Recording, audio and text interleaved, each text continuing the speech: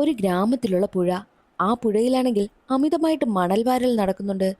എന്നാൽ ആ പുഴയിൽ കുളിക്കുവാനായി ഇറങ്ങുന്നവരെല്ലാം മരണപ്പെടുകയും ചെയ്യുന്നുണ്ട്. പക്ഷേ മരിക്കുന്നവരുടെ ഡെഡ് ബോഡി കിട്ടുന്ന സമയത്തോ പ്രേതബാധ ഏറ്റതുപോലെയാണ് അവരുടെ മുഖമൊക്കെ ഇരിക്കുന്നതും. എന്തുകൊണ്ടായിരിക്കാം ഡെഡ് ബോഡിയെല്ലാം അങ്ങനെ പ്രേതബാധ ഏറ്റതുപോലെയാകുന്നതെന്ന് ഗ്രാമവാസികൾ ചിന്തിക്കും. പിന്നീട് നടന്നതോ ഞെട്ടിക്കുന്ന കുറച്ച് കാര്യങ്ങളായിരുന്നു. അതെന്തെന്നൊക്കെ അറിയണ്ടേ? എങ്കിൽ വേഗം സിനിമയുടെ കഥയിലേക്ക് കിടക്കാം. അതിനു മുൻപായിട്ട് വീഡിയോ കാണുന്ന കൂട്ടുകാർ ഒന്ന് ലൈക്ക് ചെയ്യാനും കമന്റ് സെക്ഷനിലെ ഹൈപ്പ് എന്നൊരു ഓപ്ഷൻ ക്ലിക്ക് ചെയ്യാനും മറക്കരുതേ. കഥ തുടങ്ങുമ്പോൾ രണ്ട് സ്കൂൾ കുട്ടികളെയാണ് കാണിക്കുന്നത്. അവർ രണ്ടുപേരും സ്കൂൾ വിട്ട് നേരെ വരുന്നത് അവരുടെ നാട്ടിൽ തന്നെ പുഴയിലേക്കും. രണ്ടുപേരും പുഴയിൽ കുളിക്കുവാനായും ഇറങ്ങുന്നുണ്ട്. എന്നാൽ അതേ പുഴയിൽ തന്നെ മണൽ വാരൽ നടക്കുകയാ. മണൽ വാരുന്നത് കൊണ്ട് തന്നെ പുഴയിൽ നല്ല ആഴവും ഉണ്ടായിരുന്നു. രണ്ട് കുട്ടികളും പുഴയിൽ ഇറങ്ങി കുളിക്കും. എന്നാൽ കുറച്ചു കഴിഞ്ഞതും അതിലൊരു കുട്ടിയെ കാണുന്നില്ല. ഉടനെ തന്നെ വിവരമറിഞ്ഞ് കുട്ടിയുടെ വീട്ടുകാരൊക്കെ അവിടേക്ക് എത്തുന്നു. എന്നാൽ പുഴയിൽ നിന്നും കുട്ടിയെ മുങ്ങിത്തപ്പി എടുത്ത സമയത്ത് പ്രേതബാധ ഏറ്റതുപോലെയായിരുന്നു ആ കുട്ടിയുടെ ഡെഡ് ബോഡി ഇരുന്നതും. എന്താണ് ഈ പുഴയിൽ സംഭവിക്കുന്നത്? എന്തുകൊണ്ടാ ഇങ്ങനെയൊക്കെ ഡെഡ് ബോഡി കിട്ടുന്നത് എന്നായിരുന്നു എല്ലാവരുടെയും ചിന്ത. ഇതുവരെയായിട്ടും ഏകദേശം 19 പേരോളം ആ പുഴയിൽ വീണ് മരണപ്പെട്ടിട്ടുണ്ട്. അവരുടെ എല്ലാവരുടെയും ഡെഡ് ബോഡി പുറത്തെടുക്കുന്ന സമയത്തും ഡെഡ് ബോഡി ഇതേ അവസ്ഥയിലായിരുന്നു. അവിടെ നടക്കുന്ന കാര്യങ്ങളെല്ലാം കണ്ടുകൊണ്ട് നിൽക്കുകയാണ് കൃഷ്ണ എന്നൊരാൾ. അവിടെ എന്താണ് സംഭവിക്കുന്നതെന്ന് കൃഷ്ണയ്ക്ക് നന്നായിട്ടറിയാം. എന്നാൽ മറ്റൊരു വശത്ത് മണൽവാരൽ നടക്കുകയാണല്ലോ. ഈ മണലൊക്കെ കൊണ്ടുപോകുന്നത് ബബുലു എന്നൊരു സ്ത്രീക്ക് വേണ്ടിയിട്ടാ. അവരത്യാവശ്യം പേര് കേട്ട ഏകദേശം ഗുണ്ടകളെ പോലെയാ. എല്ലാവർക്കും നല്ല പേടിയാ. ബബുലുവിന് വേണ്ടിയിട്ടാണ് ഈ മണ്ണ് കൊണ്ടുപോകുന്നതും. എന്നാൽ ബബുലുവിന്റെ മാനേജറാണെങ്കിൽ കൂടെ ഉണ്ടായിരുന്ന ആളിനോട് പറയുന്നുണ്ട്, എത്രയും വേഗം ഇപ്പോൾ വാരിയ മണ്ണെല്ലാം നമുക്ക് പറഞ്ഞ സ്ഥലത്തേക്ക് എത്തിക്കണം. ഇല്ല എന്നുണ്ടെങ്കിൽ ഈ ഒരു ഡെഡ് ബോഡി കിട്ടിയത് കൊണ്ട് ഇതാകെ മിക്കവാറും പ്രശ്നമാകും. മണ്ണ് കൊണ്ടു ചെന്നില്ല എന്നുണ്ടെങ്കിൽ ബബുലുവിന്റെ കയ്യിൽ നിന്ന് നമുക്ക് കിട്ടുമെന്നാണ് മാനേജർ പറയുന്നത്. മാനേജറിൽ നടക്കുന്ന കാര്യങ്ങളെല്ലാം ബബുലുവിനെ വിളിച്ചറിയിക്കും. ബബുലു പറയുന്നത് തന്റെ സഹോദരനായ പ്രിൻസിനോട് ഈ ഒരു വിവരം പറയുവാനായിട്ടാണ്. മാനേജറും കൂട്ടരും മണൽ അവിടെ നിന്ന് കൊണ്ടുപോകുവാനായി ഒരുങ്ങുന്ന സമയം തന്നെയായിരുന്നു ഗ്രാമവാസികൾ എല്ലാവരും ഡെഡ് ബോഡിയുമായിട്ട് ലോറി തടയുന്നത്. അമിതമായിട്ട് പുഴയിൽ മണൽവാരൽ നടക്കുന്നത് കൊണ്ടാണ് പുഴയിൽ ഇറങ്ങുന്നവരെല്ലാവരും മരണപ്പെടുന്നത്. അതുകൊണ്ട് ഇനി ഇതിവിടെ നടക്കില്ല എന്ന് പറഞ്ഞാണ് ഗ്രാമവാസികൾ ലോറി തടയുന്നതും. മാനേജർ ഉടനെ തന്നെ ബബുലുവിനെ വിളിച്ച് വിവരം പറയുന്നു. ബബുലു തന്റെ സഹോദരനായ പ്രിൻസിനെ ഈ ഒരു വിവരം പറഞ്ഞ് അവനോട് സോൾവ് ചെയ്യുവാനായിട്ടാണ് പറയുന്നതും. ആ ഒരു സീൻ അവിടെ കട്ടായി ബബുലുവിന്റെ സഹോദരനായ പ്രിൻസിനെ കാണിക്കുന്നു. പ്രിൻസ് ഒരു ക്രൂരനായ മനുഷ്യനാണ്. അവൻ പറയുന്നതാണ് എല്ലാവരും അനുസരിക്കേണ്ടത്. പ്രിൻസിന് തന്നെ ഒരു വലിയ ഗ്യാങ് ഉണ്ട്. പ്രിൻസിന്റെ കൈവശം എപ്പോഴും ഒരു തോക്ക് കാണും. ബബുലുവിന്റെ തോക്കാണ് പ്രിൻസ് കൊണ്ട് നടക്കുന്നതും. പ്രിൻസിന്റെ അടുത്തേക്ക് എത്തിയ മാനേജറാണെങ്കിൽ ഇപ്പോൾ നടക്കുന്ന പ്രശ്നങ്ങളൊക്കെ പ്രിൻസിനോട് പറയുന്നു. അത് കേട്ടതും പ്രിൻസിന്റെ മുഖമൊക്കെ മാറുകയാണ്. എന്നാൽ മറ്റൊരു വശത്ത് പുഴക്കരയിലിരുന്ന് ആളുകൾ സമരം ചെയ്യുന്നു. കൃഷ്ണയും അവർക്കൊപ്പമുണ്ട്. ഒരു ലോക്കൽ ചാനലിന് ഇന്റർവ്യൂ കൊടുത്തുകൊണ്ടിരിക്കുകയാണ്. പുഴയിൽ അമിതമായ മണൽവാരൽ കാരണം പുഴയിൽ ഒരുപാട് കുഴികൾ രൂപപ്പെടുന്നുണ്ട്. ആ കുഴിയിൽ വീണാണ് ഒരുപാട് പേർ മരണപ്പെട്ടിരിക്കുന്നതും. അതേ കുഴിയിൽ പെട്ടുപോയാണ് ഈ പയ്യനും മരണപ്പെട്ടിരിക്കുന്നതെന്നും കൃഷ്ണ പറയുന്നു. അതേ സമയത്തായിരുന്നു പ്രിൻസും കൂട്ടരും പിന്നെ മാനേജറുമൊക്കെ അവിടേക്ക് എത്തുന്നതും. അവരവിടെ എത്തുമ്പോൾ കാണുന്ന കാഴ്ച ലോക്കൽ ചാനലിൽ ഇന്റർവ്യൂ കൊടുക്കുന്ന കൃഷ്ണനെയാണ്. കൃഷ്ണനെ അവർ ഒരുപാട് തടുക്കുവാനായി ശ്രമിക്കുന്നു. എന്നാൽ കൃഷ്ണൻ പറയുന്നത്, നിങ്ങൾ കാരണമാണ് നമ്മുടെ പയ്യൻ മരണപ്പെട്ടു പോയത്.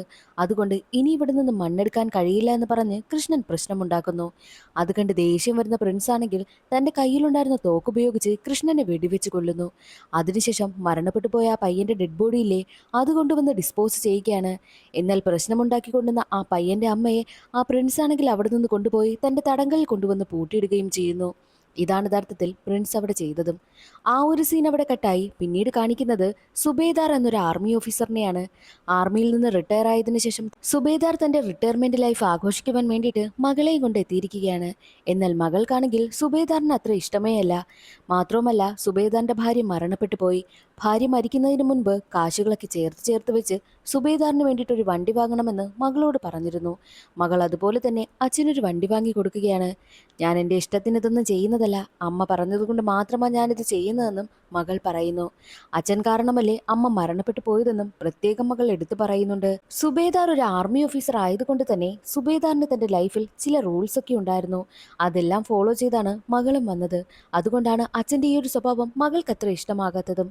മകളെ കോളേജിലേക്ക് കൊണ്ടാക്കുവാനായിട്ട് പോവുക. ആരും ട്രാഫിക് സിഗ്നലൊന്നും മൈൻഡ് ചെയ്തില്ല എന്നുണ്ടെങ്കിലും സുബേദാർ അതൊക്കെ മൈൻഡ് ചെയ്യും. മകളെ കോളേജിൽ കൊണ്ടുവന്നാക്കിയിട്ടാണ് അച്ഛൻ അവിടെ നിന്ന് പോകുന്നത്.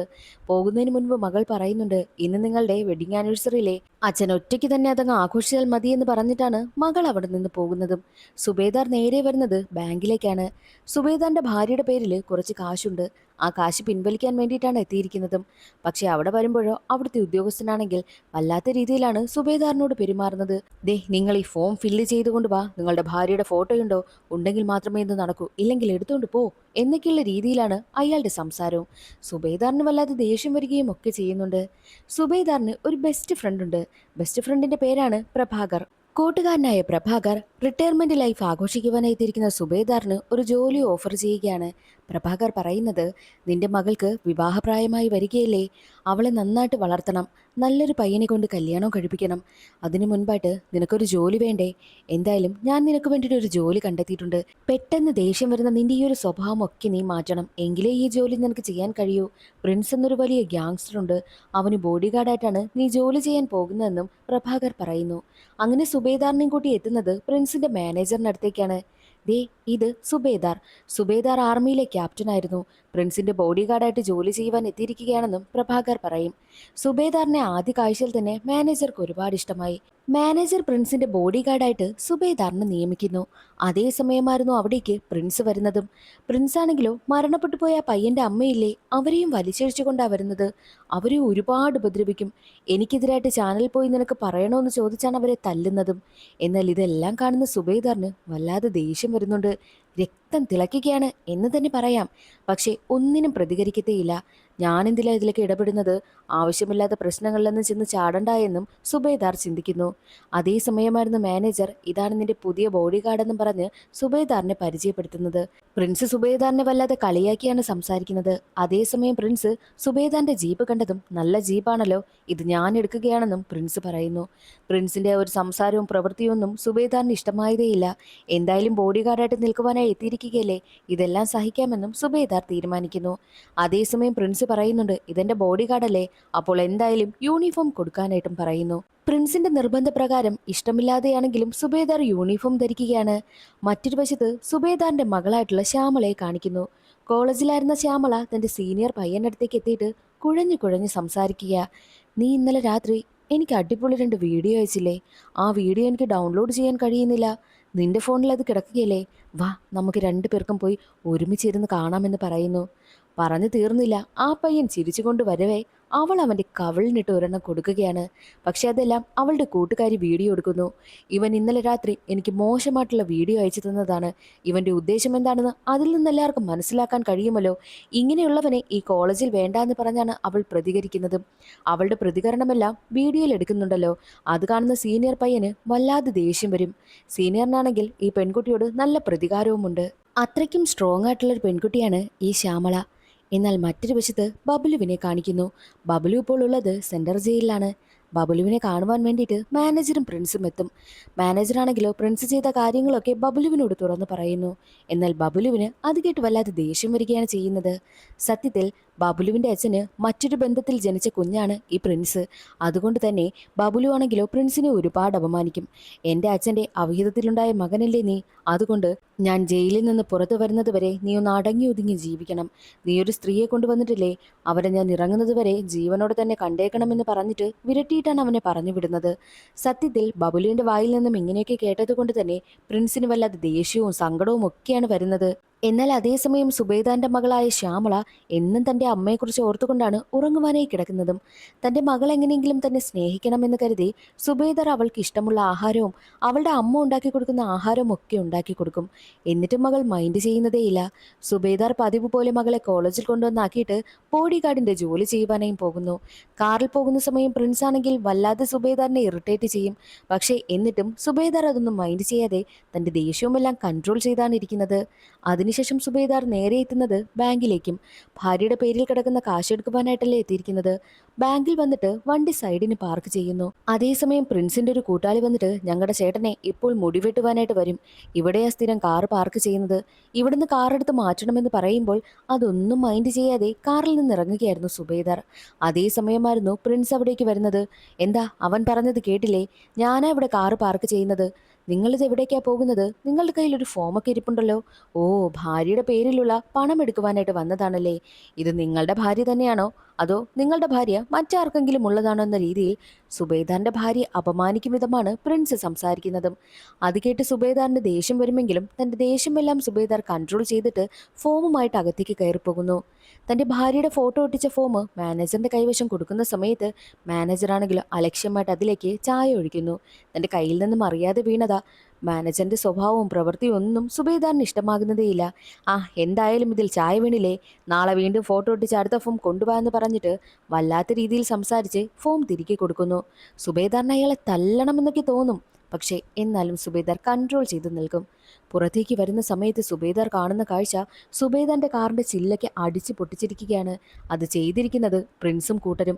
മാത്രമല്ല, ചില്ല് പൊട്ടിച്ചതിന് ശേഷം കാറിനുള്ളിലേക്ക് കയറി സുബേദാർ ഇരിക്കുന്ന സീറ്റിൽ മൂത്രമൊഴിച്ച് വെക്കുകയും ചെയ്തു. അതെല്ലാം കാണുന്ന സുബേദാറിന് വല്ലാതെ ദേഷ്യം വരുന്നു. സുബേദാറിന്റെ ഭാര്യ വാങ്ങിക്കൊടുത്തതാണല്ലോ ആ ഒരു കാറ്. അതുകൊണ്ട് തന്നെ തന്റെ ഭാര്യയെ പോലെയാണ് കാറിനെ കാണുന്നതും. സുബേദാറാണെങ്കിൽ നോക്കുന്ന സമയത്ത് കാണുന്നത് പ്രിൻസിന്റെ ഒരു കൂട്ടാളി ഇതെല്ലാം കണ്ട് ചിരിച്ചുകൊണ്ട് നിൽക്കുന്നത്. ദേഷ്യം വന്ന സുബേദാർ ചെന്നിട്ട് അവനെ തല്ലി ചതയ്ക്കുന്നു. ഇതെല്ലാം മുടിവെട്ടിക്കൊണ്ടിരുന്ന പ്രിൻസ് അറിയിക്കുകയാണ്. പ്രിൻസ് പുറത്തേക്ക് വന്നിട്ട് സുബേദാറിനെ തല്ലാൻ പോകവേ ആകെ ദേഷ്യത്തിൽ നിന്ന് സുബേദാറാണെങ്കിൽ അത് പ്രിൻസ് ആണെന്ന് പോലും നോക്കാതെ അവനെയും തല്ലി ചതയ്ക്കുന്നു. അതിനുശേഷം അവനിട്ടിരുന്ന ഷർട്ട് വലിച്ചൂരിയിട്ട് അവനെ കൊണ്ട് തന്നെ ആ ഒരു സീറ്റ് തുടപ്പിക്കുന്നു. അതോടുകൂടി പ്രിൻസിന് വല്ലാതെ ദേഷ്യവും പകയുമൊക്കെ സുബേദാറിനോട് തോന്നുന്നു. മറ്റൊരു വശത്ത് കോളേജിലിരിക്കുന്ന ശ്യാമളയ്ക്കടുത്തേക്ക് സീനിയർ എത്തുകയാണ്. തന്റെ കയ്യിലുണ്ടായിരുന്ന ഒരു കുപ്പി വെള്ളമെടുത്ത് അവളുടെ മുഖത്തേക്ക് ഒഴിക്കുന്നു. അവൾ വിചാരിച്ചിരുന്നത് ആസിഡ് ആണെന്നാണ്. എന്നാൽ ആ സീനിയർ പറയുന്നത്, ഇപ്പോൾ ഞാൻ ഒഴിച്ചത് വെള്ളമാണ്, ഇനി ഞാൻ ഒഴിക്കാൻ പോകുന്നത് ആസിഡ് ആയിരിക്കും. നീ ആ ഒരു വീഡിയോ ഡിലീറ്റ് ചെയ്തില്ല എന്നുണ്ടെങ്കിൽ ഞാനത് ചെയ്യുമെന്ന് പറഞ്ഞ് വിരട്ടിയിട്ടാണ് അവിടെ നിന്ന് പോകുന്നത്. എന്നാൽ മറ്റൊരു വശത്ത് സുബേദാറിനെ കാണുവാൻ വേണ്ടിയിട്ട് പ്രഭാകർ എത്തും.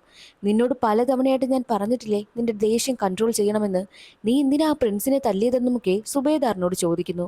സുബേദാർ പറയുന്നത്, ഞാൻ ആ ഒരു വണ്ടിയെ എൻ്റെ ഭാര്യയായിട്ടാണ് കണ്ടത്. ആ ഒരു വണ്ടിയോട് അവൻ അങ്ങനെ ചെയ്തപ്പോൾ എനിക്ക് സഹിക്കാൻ കഴിഞ്ഞില്ല എന്നും സുബേദാർ പറയുന്നു. മാത്രവുമല്ല, അന്ന് വണ്ടിയിൽ നിന്നും സുബേദാറിന് പ്രിൻസിന്റെ തോക്കും കിട്ടിയിട്ടുണ്ട്. പ്രിൻസ് അറിയാതെ പ്രിൻസിന്റെ കയ്യിൽ നിന്ന് വീണതായിരുന്നു ആ ഒരു തോക്ക്. അത് വണ്ടിയിൽ നിന്നും സുബേദാറിന് കിട്ടിയത് കൊണ്ട് തന്നെ സുബേദാർ എടുത്ത് വെച്ചിരിക്കുക. മാത്രവുമല്ല, വളരെ ഇമോഷണലായിട്ടാണ് പ്രഭാകറിനോട് തന്റെ ഭാര്യയെപ്പറ്റി സുബേദാർ പറയുന്നത്. ആർമിയിലായിരിക്കുന്ന സമയത്ത് എപ്പോഴും സുബേദാറിനെ തന്റെ ഭാര്യ വിളിക്കാറുണ്ട്. എപ്പോഴാ നാട്ടിലേക്ക് വരുന്നത്, എനിക്ക് കാണാൻ കൊതിയാകുന്നു എന്നൊക്കെയുള്ള രീതിയിലാണ് ഭാര്യ സുബേദാറിനോട് പറയുന്നതും. 10-15 വർഷമായിട്ട് സുബേദാർ ആർമിയിൽ തന്നെയാണ്. എങ്ങനെയെങ്കിലും തിരികെ വരണമെന്നൊക്കെ ഭാര്യ സുബേദാറിനോട് പറയുന്നുണ്ട്. ഭാര്യ ആഗ്രഹിക്കുന്നത് ഭർത്താവിനൊപ്പമുള്ള നല്ലൊരു ലൈഫായിരുന്നു. പക്ഷേ സുബേദാറിനത് കൊടുക്കുവാനായിട്ടും കഴിഞ്ഞിട്ടില്ല. മാത്രമല്ല, ഭാര്യ എപ്പോഴും ഒരു ഐ ലവ് യു എങ്കിലും അല്ലെങ്കിൽ ഒരു ഉമ്മയെങ്കിലും തന്നൂടെ എന്ന് ചോദിക്കുന്നുണ്ട്. പക്ഷേ അപ്പോഴെല്ലാം സുബേദാർ അടുത്ത ആളുണ്ടെന്ന് പറഞ്ഞ് ഒഴിഞ്ഞു മാറുകയാണ് ചെയ്യുന്നതും. എന്നാൽ ഇപ്പോൾ ഭാര്യ മടിച്ചു കഴിഞ്ഞപ്പോഴോ ഐ ലവ് യുവും പറയുന്നുണ്ട്, ഭാര്യയുടെ ഫോട്ടോ നോക്കി ഉമ്മയും കൊടുക്കുന്നുണ്ട്. അന്നേ ദിവസം രാത്രി സുബേദാർ ഉറങ്ങുവാനായി കിടക്കുകയായിരുന്നു. മാത്രമല്ല, സുബേദാറിന്റെ മനസ്സ് മുഴുവൻ പ്രിൻസുമായിട്ട് പ്രശ്നമുണ്ടാക്കിയത് തെറ്റായിപ്പോയി എന്ന തോന്നലുമുണ്ടായിരുന്നു. അതേസമയം തന്നെയായിരുന്നു വീടിന് മുന്നിലൂടെ ഒരു ബൈക്ക് പലതവണയായിട്ട് പോകുന്നത് സുബേദാർ ശ്രദ്ധിക്കുന്നത്. ഇനി പ്രിൻസ് വല്ലതും പ്രശ്നമുണ്ടാക്കാൻ വരുന്നതാണോ എന്ന സംശയത്തോടു കൂടി സുബേദാർ വീടിന് മുന്നിലായിട്ട് ചെന്ന് നോക്കും. അപ്പോൾ മറ്റൊരു പയ്യനായിരുന്നു. ആ പയ്യൻ മറ്റാരുമല്ല, ശ്യാമളയുടെ സീനിയറാണ്. അതിലൂടെ ഒരു കാര്യം സുബേദാറിന് മനസ്സിലായി, ശ്യാമള എന്തോ പ്രശ്നം അനുഭവിക്കുന്നുവെന്ന്. അന്നേ ദിവസം മുഴുവൻ സുബേദാർ വീടിന് കാവലിരിക്കുകയാണ്. അടുത്ത ദിവസം രാവിലെ തന്നെ പ്രിൻസും കൂട്ടരും വന്ന് ചെറുതായിട്ടൊരു അക്രമവും അഴിച്ചുവിടുന്നുണ്ട്. സുബേദാറിന് ആകെ ടെൻഷൻ. ഒരു പ്രശ്നത്തിനും പോകണ്ടായിരുന്നുവെന്നൊക്കെ സുബേദാർ ചിന്തിക്കുന്നു. എന്നാൽ ശ്യാമള നേരെ പോകുന്നത് ആ സീനിയറിന്റെ വീട്ടിലേക്കാണ്. നിങ്ങളുടെ മകൻ എത്ര മോശപ്പെട്ട പയ്യനാണെന്ന് പറഞ്ഞിട്ട് അവൻ ചെയ്ത പ്രവൃത്തികളെല്ലാം അമ്മയോട് പറയുന്നു. മാത്രമല്ല, അവൻ എന്തൊക്കെ പ്രവൃത്തികളാണ് ചെയ്തതെന്നുള്ളത് ഞാൻ ഇപ്പോൾ ഒരു വീഡിയോ പബ്ലിക്കാക്കും, അപ്പോൾ നിങ്ങൾക്ക് മനസ്സിലാകുമെന്ന് പറഞ്ഞ് വിരട്ടിയിട്ടാണ് അവിടെ നിന്ന് പോകുന്നത്. എന്നാൽ അതേസമയം തന്നെ ജയിലിലായിരുന്ന ബബ്ലു പ്രിൻസിനെ സുബേദാർ തല്ലിയ കാര്യം അറിയുന്നു. കാരണം സുബേദാർ പ്രിൻസിനെ വഴിയിലിട്ട് തല്ലുന്നതെല്ലാം ആളുകൾ വീഡിയോ എടുത്തിരുന്നു. അതിപ്പോൾ വൈറലാണ്. ആ വിവരമറിഞ്ഞ ബബുലുവിന് വല്ലാത്ത ദേഷ്യം വരും. ഞാൻ ഇറങ്ങുന്നത് വരെ നിന്നോടൊന്ന് വെയിറ്റ് ചെയ്യുവാനായിട്ട് ഞാൻ പറഞ്ഞതല്ലേ, നീ എന്തിനാ ആവശ്യമുള്ളത് പ്രശ്നമുണ്ടാക്കാൻ പോകുന്നത്, നിന്റെ തോക്കെവിടെ എന്ന് ചോദിക്കുമ്പോൾ തോക്ക് മിസ്സായ കാര്യം അപ്പോഴാണ് പ്രിൻസിന് ഓർമ്മ വന്നതും. തോക്ക് മിസ്സായി പോയെന്നും പ്രിൻസ് ബബുലുവിനോട് പറയുന്നു. ആ തോക്ക് യഥാർത്ഥത്തിൽ ബബുലുവിൻ്റെതാണല്ലോ. ബബുലുവിനും ആകെ ദേഷ്യം വരും.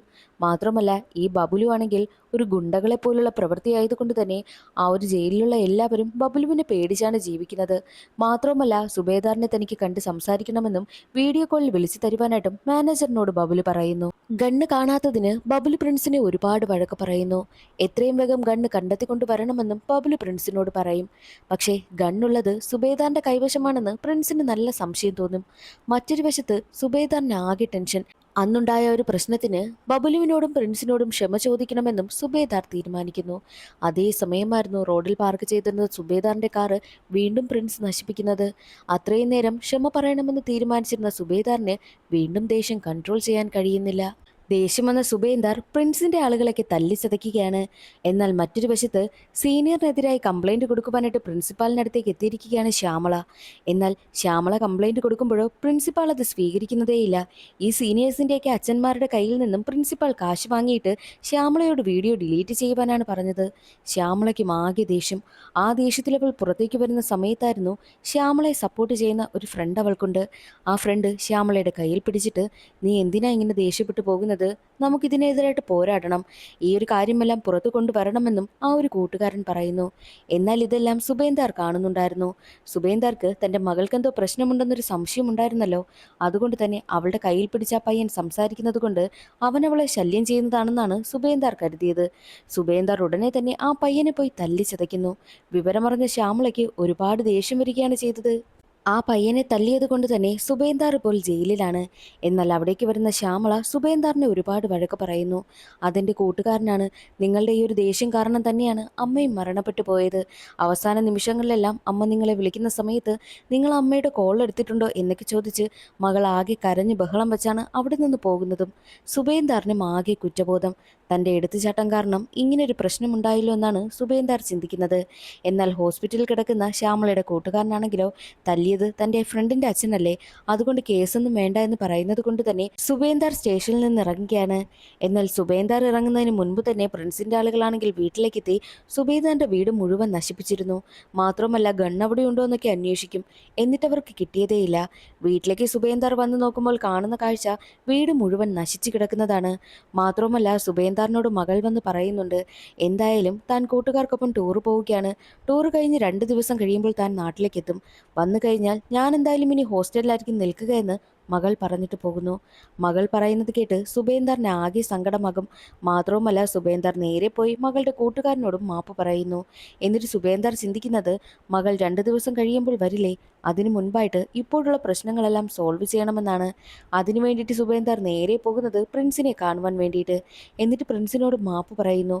പ്രിൻസ് ഉടനെ തന്നെ ബബുലുവിന് വീഡിയോ കോൾ വിളിച്ച് കൊടുക്കുകയാണ്. എന്നാൽ ബബുലു സുബേന്ദാറിനെ ആദ്യമായിട്ടല്ലേ കാണുന്നത്.